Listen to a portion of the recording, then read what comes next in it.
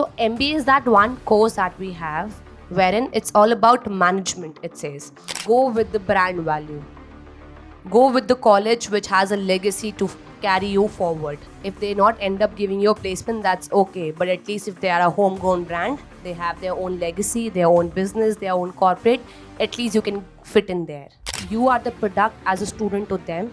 You get in, they train you, they groom you, they put you in production, they pack you in a professional experience, professional student journey in a proper suited, and then they sell you in the market. Like HR के पास तो कोई काम ही नहीं होता, सिर्फ interview लेना होता है.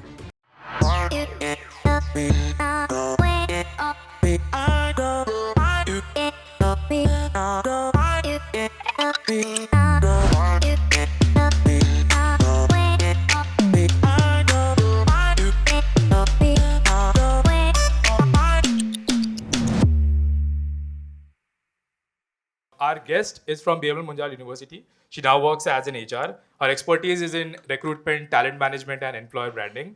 So please let's have a big round of applause for Aishwarya Bhatia. Hello everyone, very good morning. Where's the energy? No one has the coffee yet. It has to be a very good morning. Say good morning. Good morning. Perfect, great. We are the new Gen Zs. We've got millennial now also. So there has to be a lot of energy. You've been entering into 2025. It's going to be an amazing year for all of you. I hope you have all celebrated this year lovely with your friends, family, partying, chilling, right? So that energy has to continue this year. It doesn't have to stop just the first week of January. Let's say, okay, let's get up. A good round of applause for whole the team to set up this amazing seminar today, just to have the live experience from, because I have watched my journey myself. I have lived that journey from being a student to still a student and then serving myself as a professional in front of you. Awesome. That was a pretty great start. We wanted to cover pretty much a lot of things with you regarding these things. Okay. So here, as you know, we have a mix of people who have some work experience and people who are freshers who want to do their MBA. I want to first start with your introduction. I know I hope I did a good job.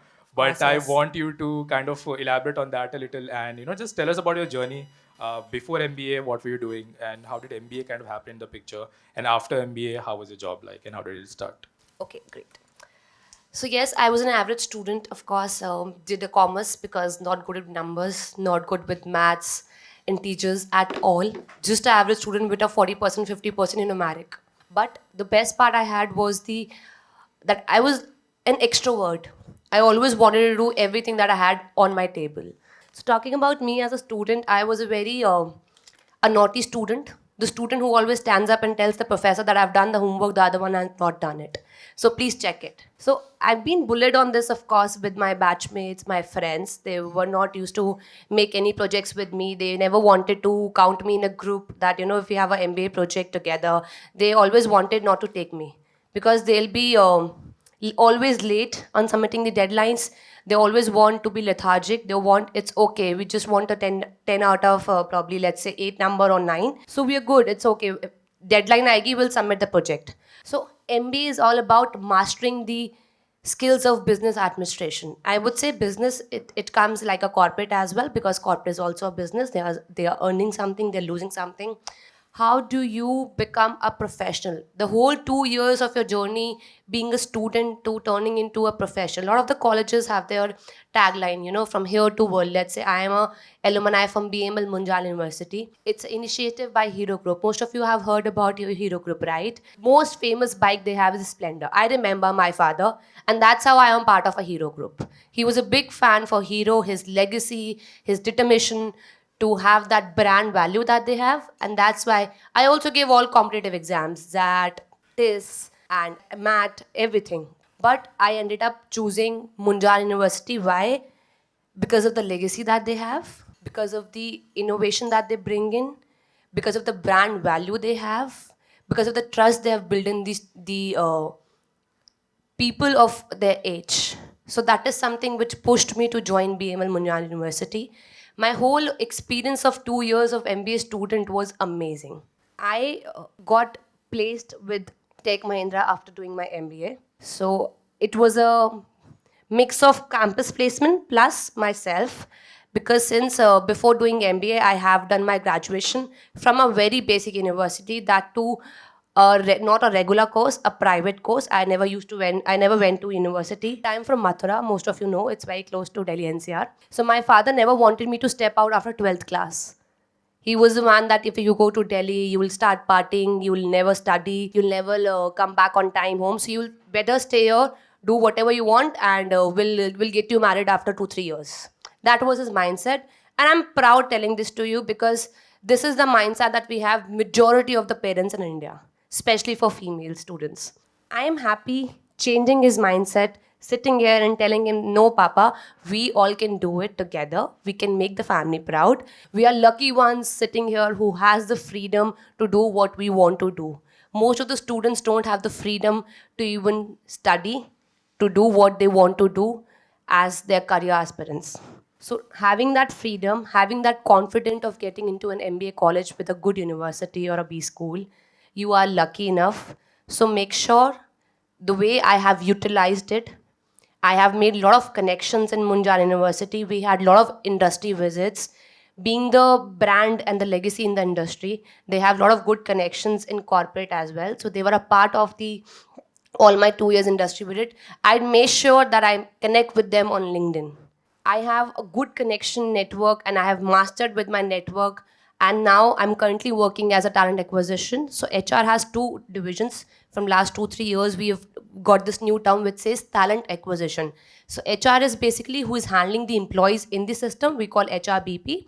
And then it's talent acquisition, which is acquiring the talent, hiring the talent in the company. So let's say if you are sitting in placement probably next year or coming years, for internships you'll be sitting next year for your interviews.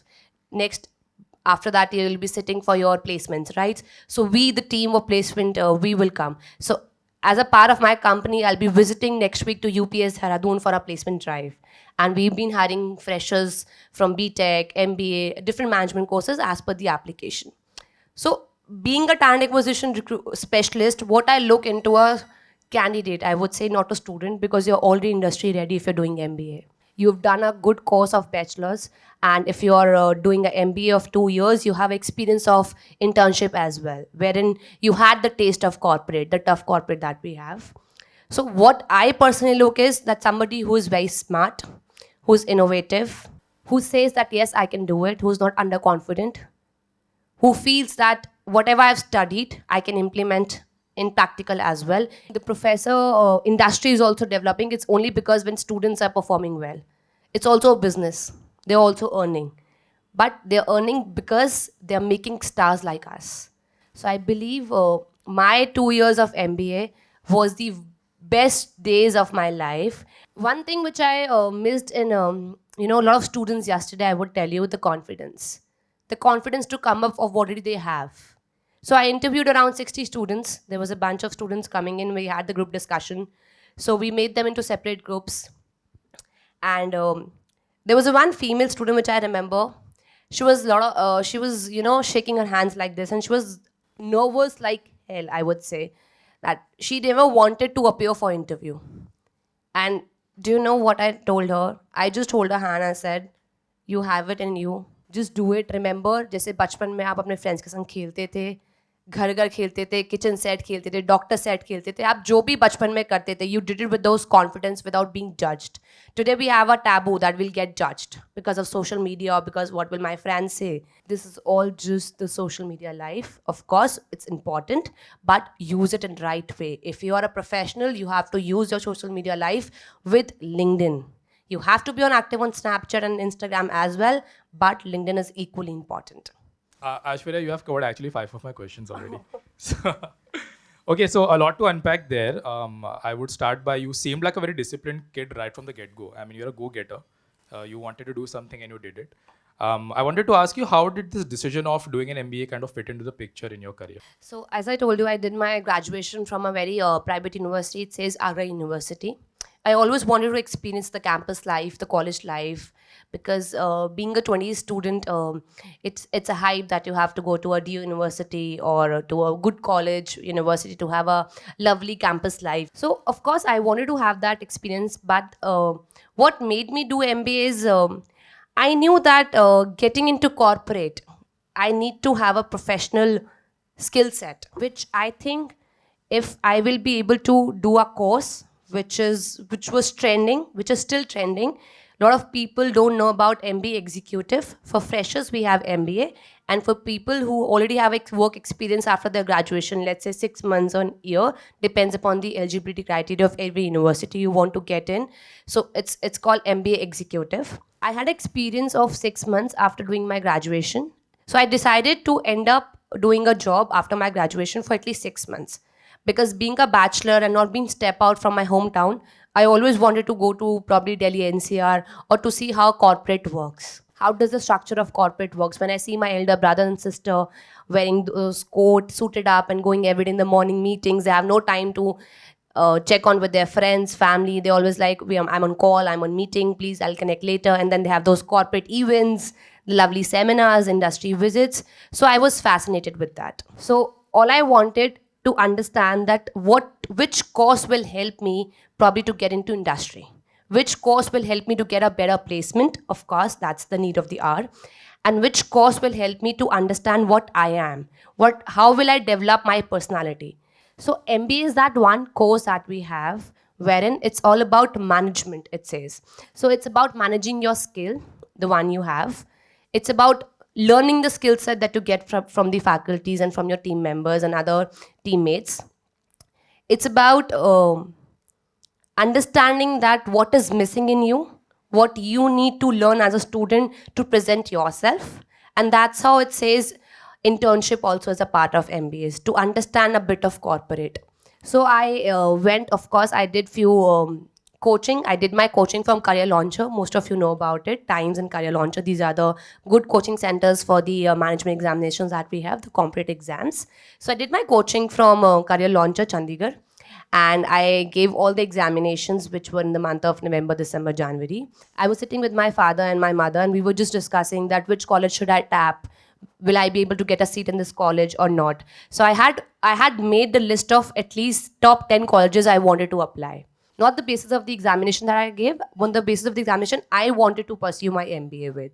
I went through the websites, I studied their placement, what placements are they offering, which industry connects do they have, which international collaboration they have with the colleges. It is very important to understand and to know where are you getting in for your next 2 years. It's not just the monetary terms, not the fees that you're submitting.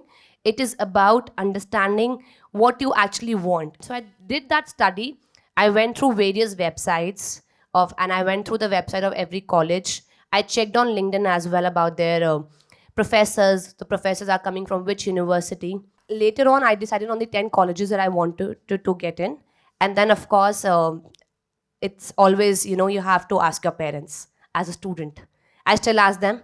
So as a student, I went to them, and my father just had one thing. He said, go with the brand value. Go with the college which has a legacy to carry you forward. If they not end up giving you a placement, that's okay. But at least if they are a homegrown brand, they have their own legacy, their own business, their own corporate, at least you can fit in there. That is something I ended up doing my course of MBA with Munjal University, wherein I learned about how to be loyal to yourself and to your team members, how to be innovative, how do you bring your ideas in the industry. And this decision of doing MBA came up when I was doing my BBA from a very private college, Agra University. This college is affiliated to Agra University, and it is based in Mathura. You can all search. It says Rajiv Academy of Technology and Management. A very basic college, not even properly structured, doesn't have a very good interiors, which all those Gen Z students have these days. So when I was doing this BBA, one of my faculty member walked up to me and said, Aishwarya, why are you doing this course private? You would have ended up doing something very brighter, very course which fascinates you, which the university which has a great interior, which will get you a good placement. So I told him, sir, my father doesn't allow me. So he mentioned that you have to show him why does he allow you. Let's do one thing. Let's work on you. Let's groom you. Let's understand what exactly you want to do in your career.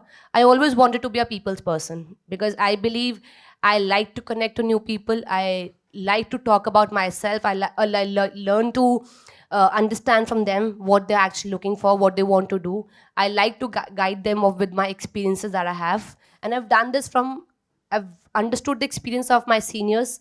I've taken a lot from my seniors, from my faculty members. I'm still in touch with all the mentors I had in my school, class 10 teacher, class 12 teacher.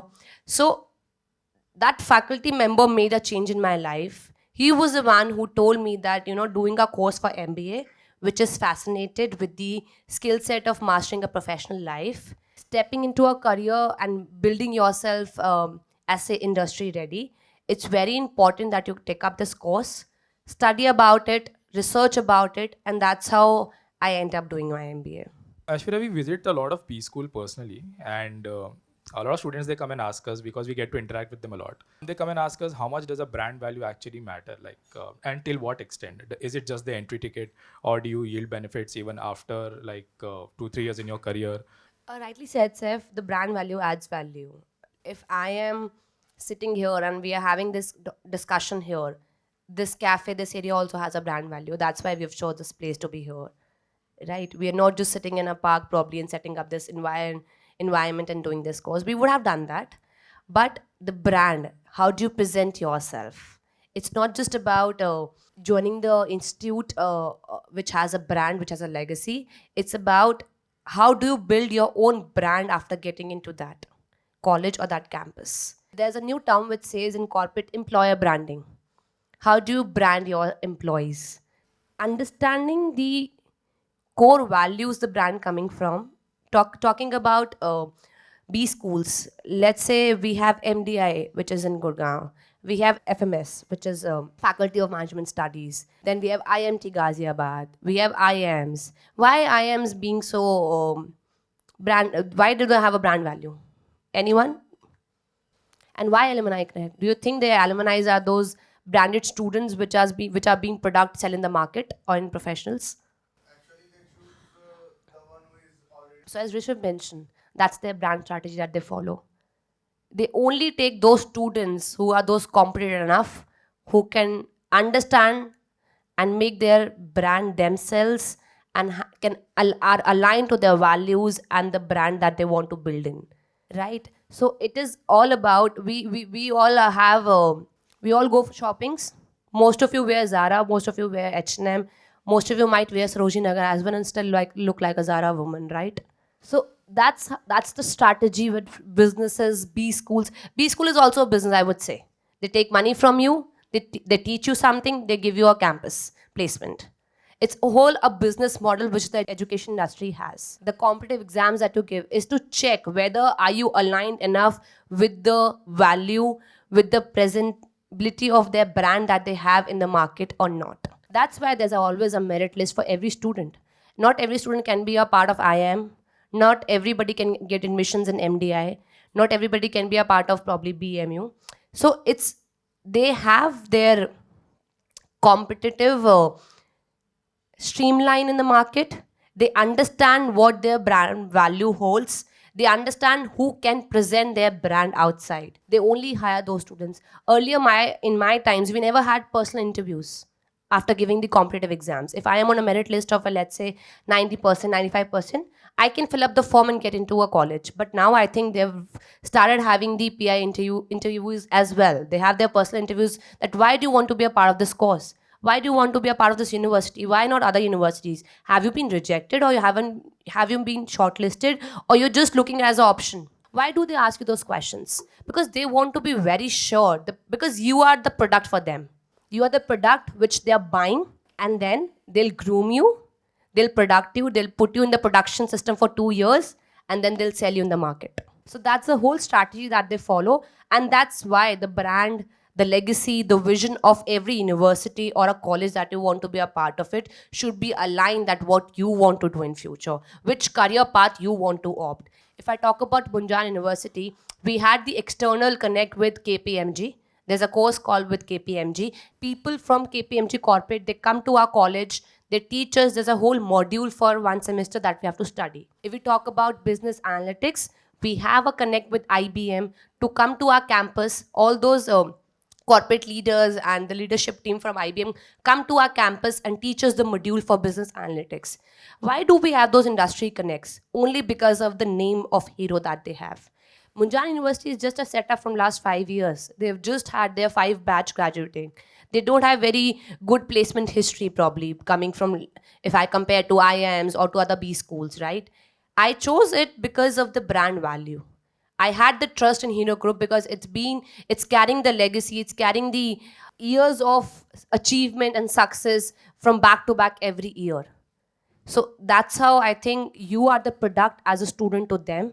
You get in, they train you, they groom you, they put you in production, they pack you in a professional experience, professional student journey in a proper suited, and then they sell you in the market. Wow, that's a very powerful answer. I had a follow up to this. So, when we talk about employer branding, we also have to discuss personal branding. So, if just say I am somebody who is unable to probably get a tag of a very good B school, what are some probably other things that I could do to add value to my personal brand so that I'm much more favorable for recruiters when it comes to skills and also getting placed? So, say for this, this is something for an average student or a student who's coming from a family who's not able. Of course, the fees for MBA is now been, it's more of a like doing a international trip. I would say living internationally with a fancy apartment with a view of the New York building. But of course, yes, there are a lot of students who cannot afford the fees probably, and who are smart than the people who can afford, I would say. The people who take it very lightly, very casually. So for those students, I believe there are a lot of courses which are available online to groom themselves. There are a lot of free courses, I would say, I have done myself. It is from Udemy. If you have you don't need to have a premium license for it.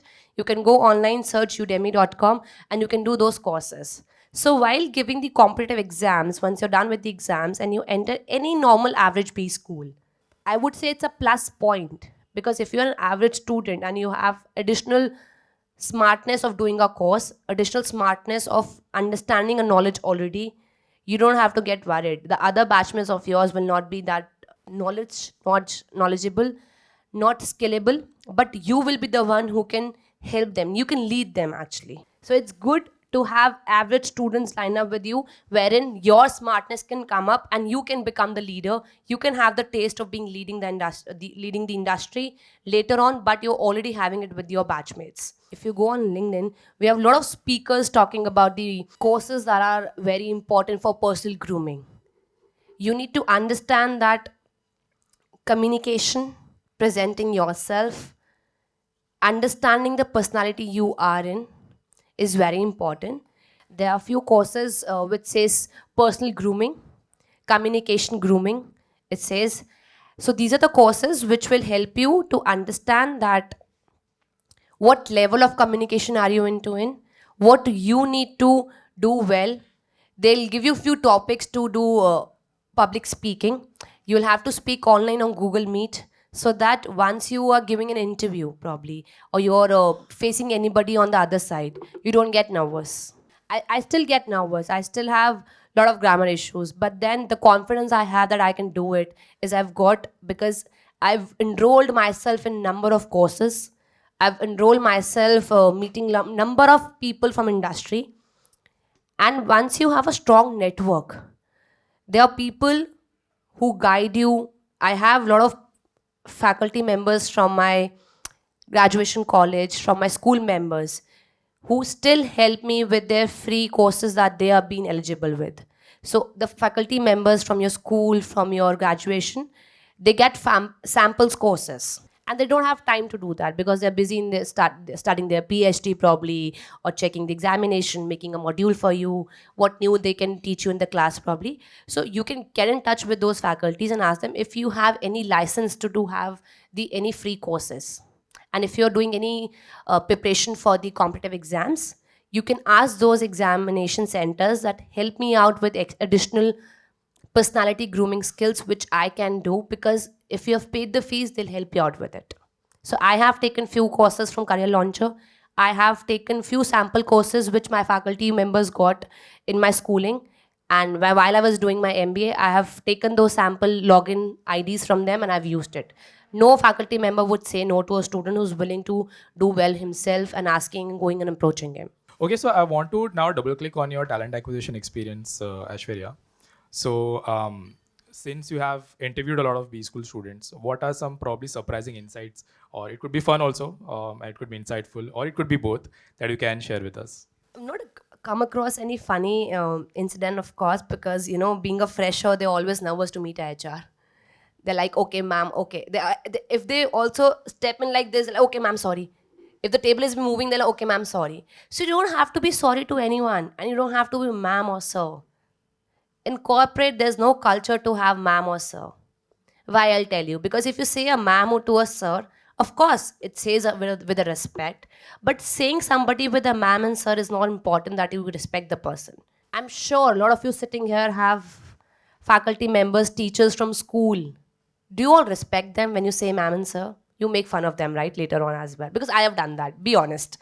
Right. So I would say the term which says ma'am or sir has to be eliminated.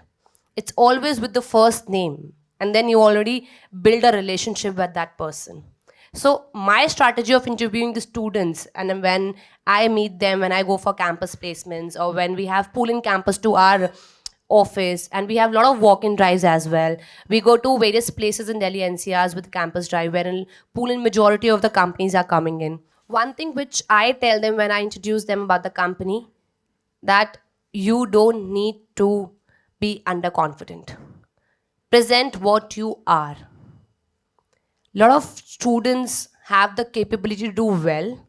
They have the skill set which they are not able to say it face to face, but they are okay doing it virtually on Google Meets. So what you need to do is you need to practice yourself every day on a Google Meet. Make one link of Gmail and put it interview 1, interview 2.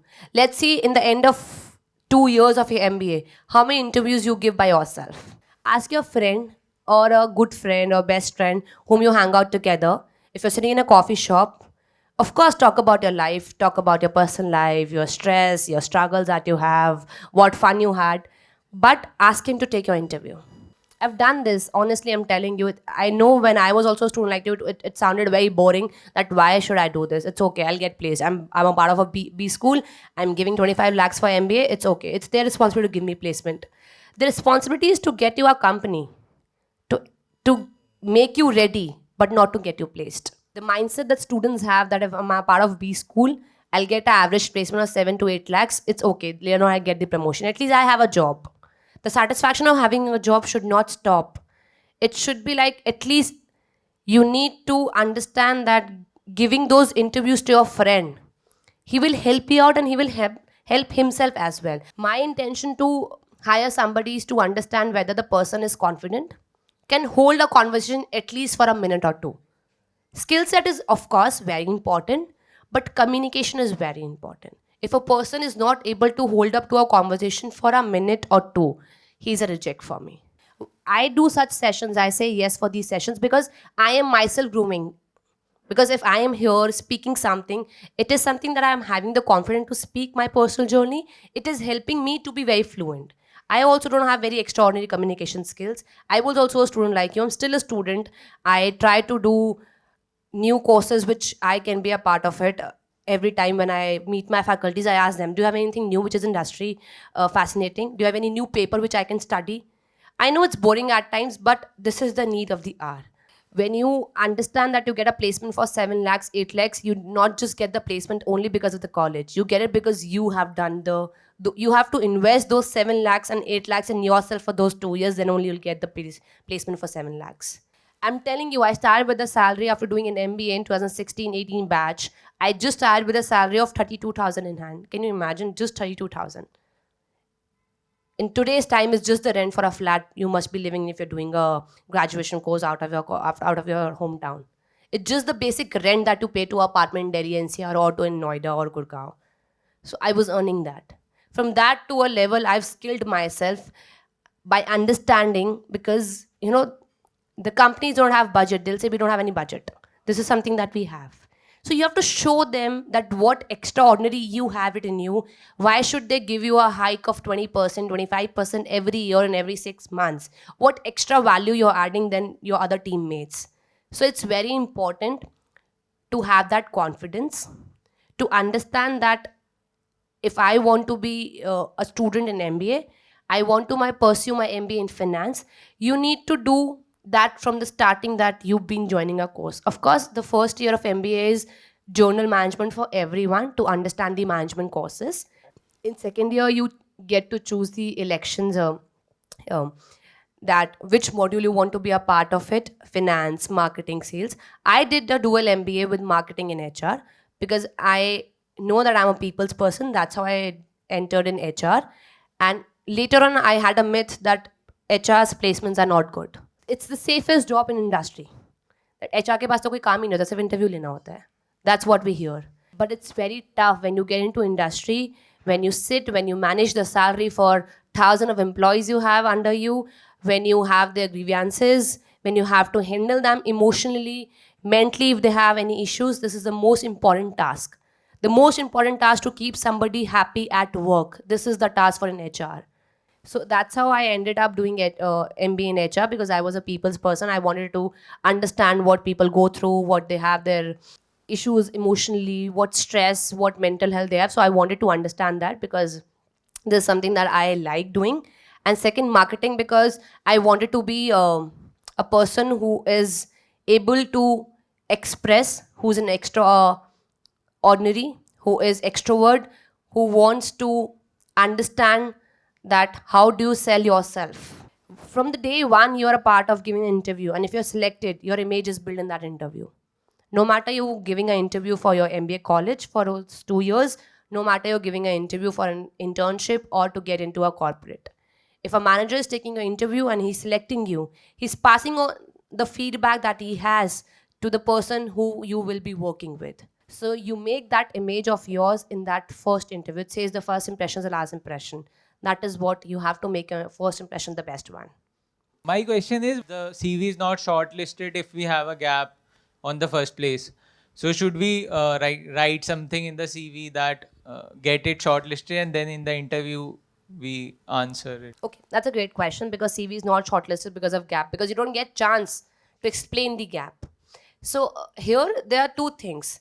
The company has a policy to probably not hire a candidate or a student who has a gap of more than probably 6 months, 9 months, and 1 year.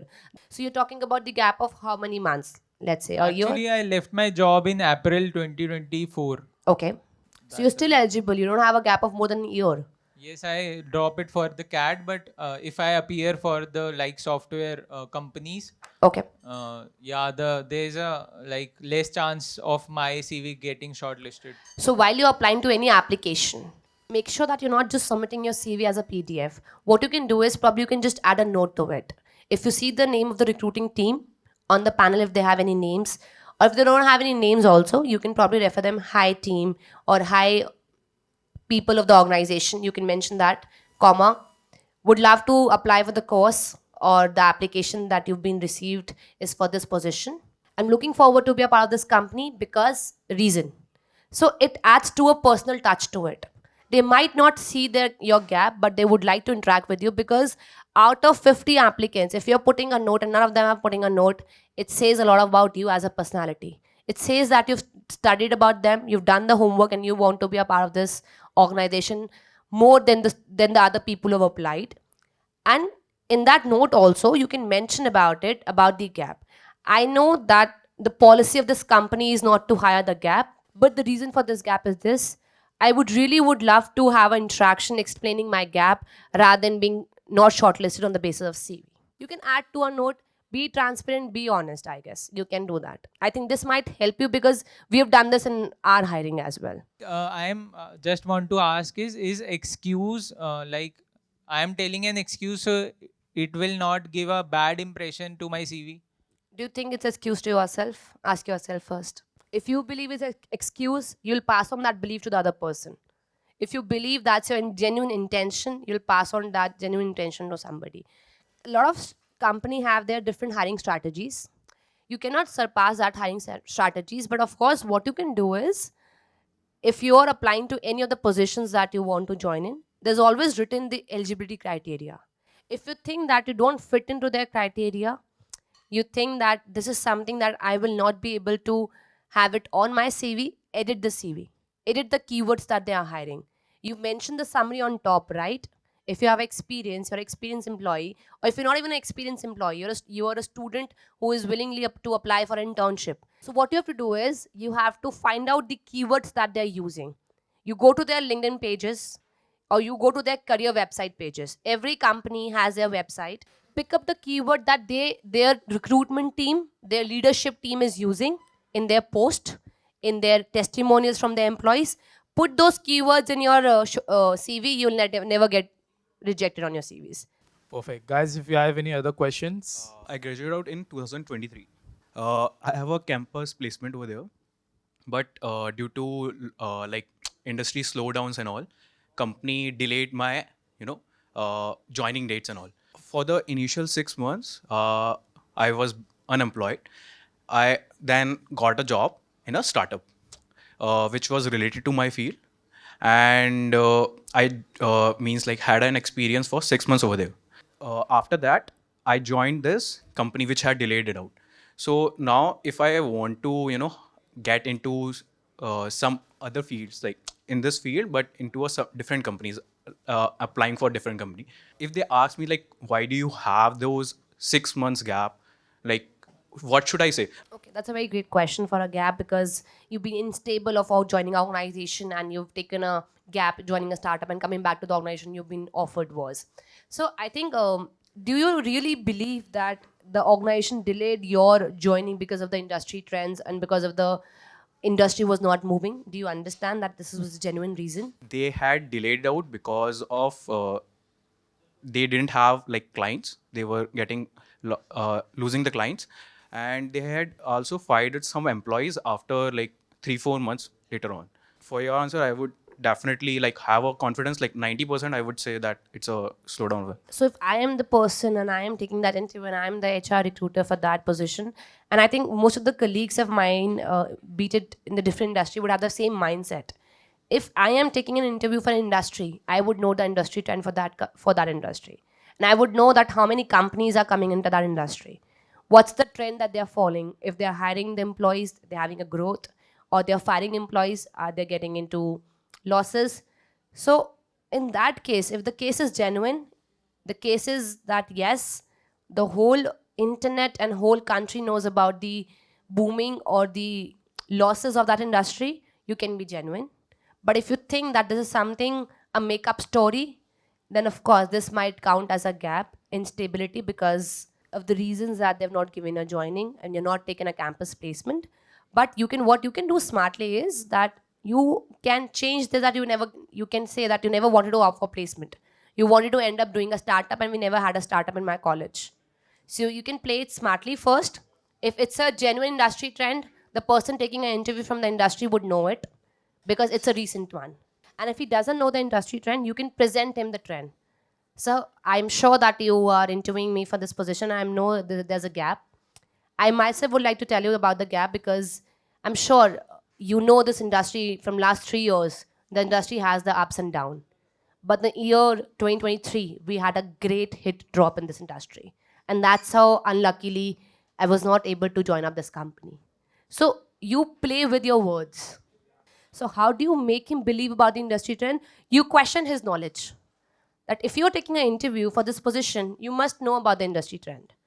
So if you question him, he myself think that okay, I might not know it, but if he's saying that confidently, then I should take it forward. He might ignore that gap and come to your skill set.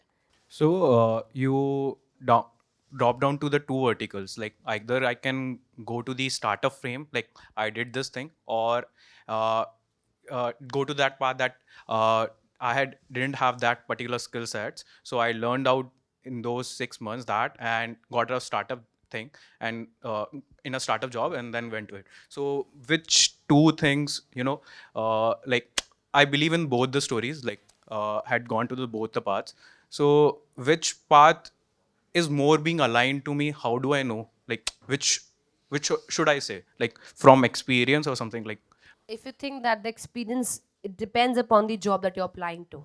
If you're applying to a job which require 5 skills and you have 4 out of it, go with your skill set. And if you think the job requires 5 skills, you just have 1. Go with the one that you wanted to learn. That's how you got into industry. If you think you're confident about the skill set, you're confident about the tools that they must be using, you know the numbers that they are trending at in the market. So go with that skill set. And if you think that you really need not, you just want to join the company because of the brand value, you want to just get into this company because you might have those skills, but you haven't used it, you don't know how to work on it probably, but you need this company to groom you better because they have the exposure to the market. So be honest and tell them that this is something I have and I don't have, and I'm willing to learn, because I have seen a lot of people having these skill set, and I've studied about the company. I went through the various pages of your website, twist it to a different way. You tell him that you have the information about what he's hiring, what he is into it. If you talk about more of his work culture, more of his company, he will understand that you've done your homework and you know that why do you want to get into this. Perfect. Okay, guys, our next speakers are patiently waiting. Aishwarya will be here. You can ask her questions personally. She'll be available to have a conversation with you guys. Meanwhile, let's have a huge round of applause for Aishwarya Bhatia. This is a great one.